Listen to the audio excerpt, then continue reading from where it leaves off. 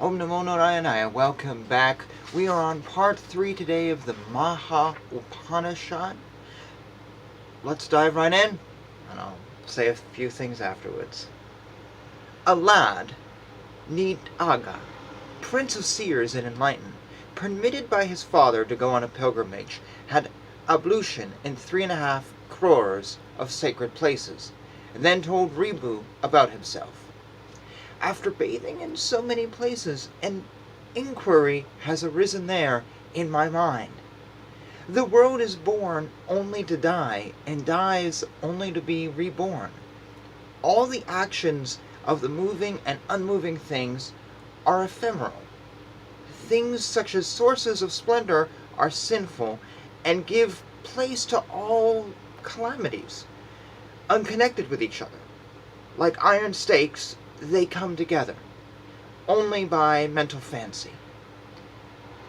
I have lost taste in various things. Like a traveler in deserts, my mind is tormented as to how this suffering will die down. Riches please me not, but give only cycles of worries, just as houses with children and women cause danger. This material glory in the world is delicate, cause only delusion, does not give happiness. Life is unsteady, like a drop of water hanging on to the top of a tender leaf. Like an insane person, it goes away, leaving the body suddenly. Life causes strain to those whose mind is shattered by contact with the poison from the snake of worldly objects, and who lack mature discrimination of the self. It is possible, reasonable, to envelop wind, and to cut into empty space, to string together watery waves, but not give up attachment to worldly life. In contrast, by attaining Brahman, what is to be got is got. What causes no grief? It is the place of highest joy. Even trees live, so do animals and birds. Only he really lives, whose mind is sustained by contemplation. The others who have no spiritual rebirth are only old donkeys. Shastra is a burden to one who lacks spiritual discrimination. Knowledge is a burden to one attached to life. Mind is a burden to one without security. Body is a burden to one ignorant of the self. From ego does danger arise. So do bad mental ailments and desire. There is no enemy more dangerous than ego. Whatever in the moving and unmoving world was enjoyed by ego, all that is unreal. Only freedom from ego is real. The mind runs hither and thither in vain and with zeal, like a dog in the village. Brahman, I have been made inert by the pursuit of thirst and eaten by my mind as by a dog. Containment of the mind is impossible even by drinking up the ocean, uprooting Meru, and eating fire. Mind is the cause of objects. When it exists, the 3 worlds exist. When it does not, so do they. So should it be cured with effort. Whatever wealth of merit I acquire, that thirst cuts down, like a mouse cutting a string. Thirst is a fickle monkey. It sets foot in impassable places, hankers after fruits even when filled with them, never rests long in a place. Throat is a bee in the lotus heart. One moment it goes to Padala, another the sky, and another it hovers in the areas of space no one can see. Of all the griefs of worldly life, only thirst gives the longest grief. A person well guarded in the harem, it involves in great trouble. Abandonment of brooding is the preventative chant for the cholera of thirst. There is nothing as pitiable as the body. Low and meritless, it exults over a little and suffers over a little. The body is the great abode of the householder, the ego. Let it roll about or be steady. What is it to me? This body pleases me not. The senses are bound by 6 ropes in the yard. Ego leaps about. It is crowded with servants. The mind It is frightening with the entrance held by the monkey, the tongue, as seen behind these teeth and bones. Tell me, what is attractive in the body which is made of blood and flesh, in and out, and which is only to perish? Let him trust the body who sees steadiness in lightnings, autumn clouds, and cities in the sky, illusions. Childhood is the abode of fear from the teacher, mother, father, other people, and other children. One is overwhelmed by the goblin of lust, which exists in the cave of one's mind and causes many delusions. Slaves, sons, women, relatives, and friends laugh at a man shaken by old age as at a madman.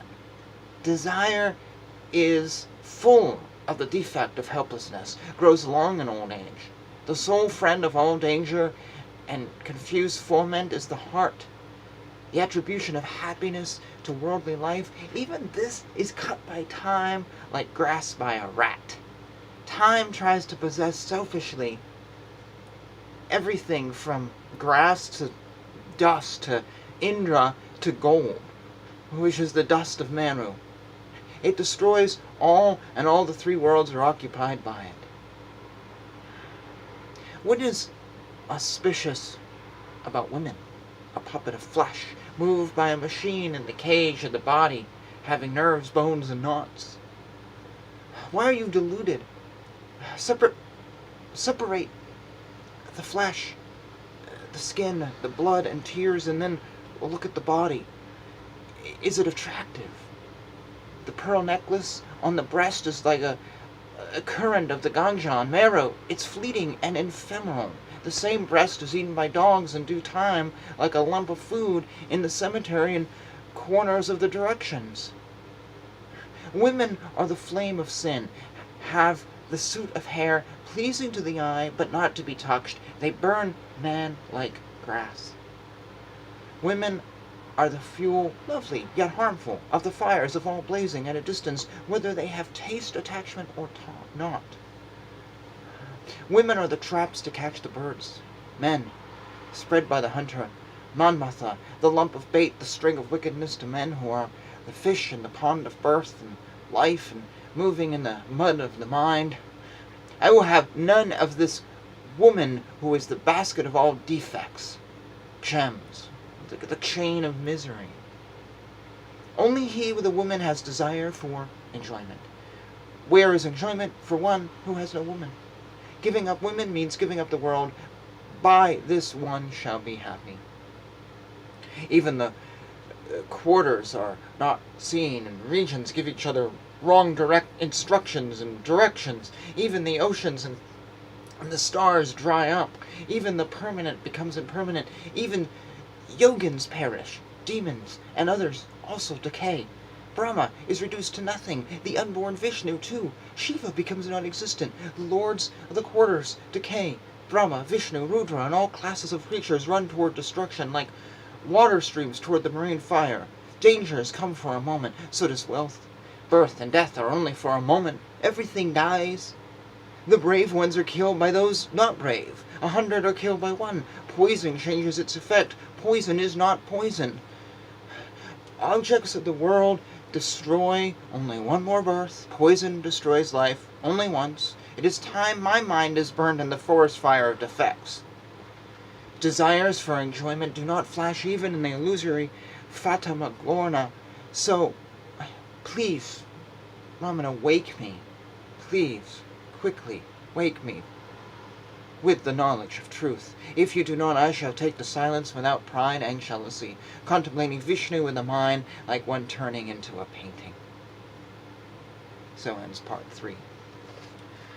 So this was a little different than a lot of other Upanishads we've read, because it is a cry of mental anguish, physical anguish, and confusion.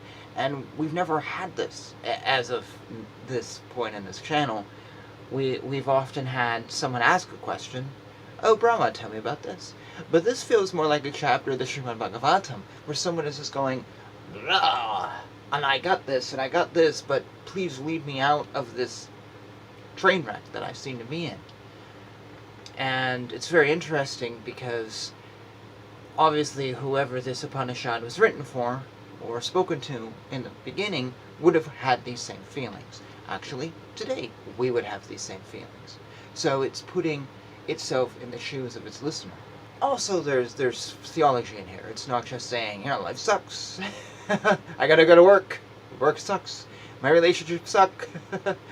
Taxes suck, etc., etc. It's laying down some theology of, well, this and that, and life is not this, but yet it is not that. And it's talking about death in a very clear manner. Death is transient as much as anything else, and everything is transient. Obviously, I gotta comment on the women part here, and I said this a lot on this channel. There's a part of me in the back of my head that wants to do further research into this. Women in Hinduism, how they're treated by the scriptures. I mentioned this in the Srimad Bhagavatam. I actually have a real push and pull feeling to this, because women here are treated as, in this Upanishad and by the Srimad Bhagavatam, as sex objects, as danger. They are not as smart, it is said. They are not enlightened. They are simply temptations. And it drove me crazy because you'd have these guys in the Srimad Bhagavatam and they'd be like, oh, the warriors came. And then be like, and here come a woman with big breasts and her hips were great and she was dressed like this, and these descriptions. I'm like, dude, really? Like, you're talking about how women are danger, but yet you spend this much time describing the looks of that woman? But yet, the demons, you just say, oh, and there's demons. Why don't you describe the demons? Why don't they get descriptions? Why only the women get these lustful descriptions? I don't even think these guys are realizing what they're doing. They're falling into this. But at the same time, I hate this, how it's describing women as this, because I don't see women as this. I don't think they are. I don't feel like women are less than men. I don't feel like women cannot get enlightened. I don't feel that at all. I don't feel like they're dangerous. Yeah, men and women together do things. At the same time, though, if all is Vishnu and all is the world, is that dangerous? And it also perpetuates the world. I think things like this, parts that I just read, I think have a tendency to push people away. I think a lot of people see something like this and they're like, yeah, Hinduism. I guess that's not the right symbol for Hinduism, but you know what I mean. It's like, vampire, go away. Or they read this and like, ew, this is a horrible, misogynist, racist, whatever, blah, blah, blah, religion, so oppressive to women. Nah, go away. And it's too bad. And I think there should be a book that's written on women in the Hindu scriptures and to look at this. I don't have the time to write it, but if one of you wants to write it, I would work with you to create it. Just going through these scriptures and looking how women are treated compared to men and just figuring something out. Anyways, it's a tough one for me. It's a real tough one, and I'm kind of lacking words on how to approach this. The other way you could just go to this is just say, hey, let's just remove the gender from it and say, people are this. People are lustful. Men and women together are equally guilty. Anyone who says, well, a man's okay until a woman shows up and then he just goes, oh, let's have sex. Yeah, no. No. Men are full of lust. Women are full of lust. They take equal responsibility for this. If it was truly that way, then strip clubs would have no customers, because if it requires the woman going to the man and turning him into this lustful demon, well then, how does a man going to a strip club? Now that's the man going there. So obviously the man has urges. So this whole thing of women is just, to me, it's totally debunked, and I just don't agree with it. I don't see the logic in it. It's one of the issues I have with ISKCON, matter of fact. Of course, I'm willing to argue this point with anyone. Please feel free to. I would be interested in being enlightened, and that's why I say a book is in the making for someone who wants to write it about women in the scriptures. It's just, I think in some way we should just say that men and women are tough and bad, and anyways. I don't know. It is just one last thought. We often read these scriptures because they are written by men. We're like, oh, I must become a brahmana or a monk so I don't get around women anymore. I'd love to see a scripture written by a woman saying that. Oh, I had to become a nun, so I'm not around men anymore because men are so lustful. I'd love to read that. Of course, those scriptures don't exist. Anyways, feel free to pick up this conversation. Questions, comments, all that down below. And we will continue our walk through the Maha Upanishad in the next video with part 4. And as always, thank you for joining me on this journey. And the comments I say afterwards, just off the cuff, obviously. I haven't read this before I do the video, so I really don't know what I'm walking into. It's just to spark a conversation. And I'd love to see the sparks. And you can hate me for it too. Like I said, it's all off the cuff, and lots of these ideas are super complicated. Anyways, Hare Krishna, Krishna Krishna, Hare Hare, Hare Rama, Rama Rama, Hare Hare.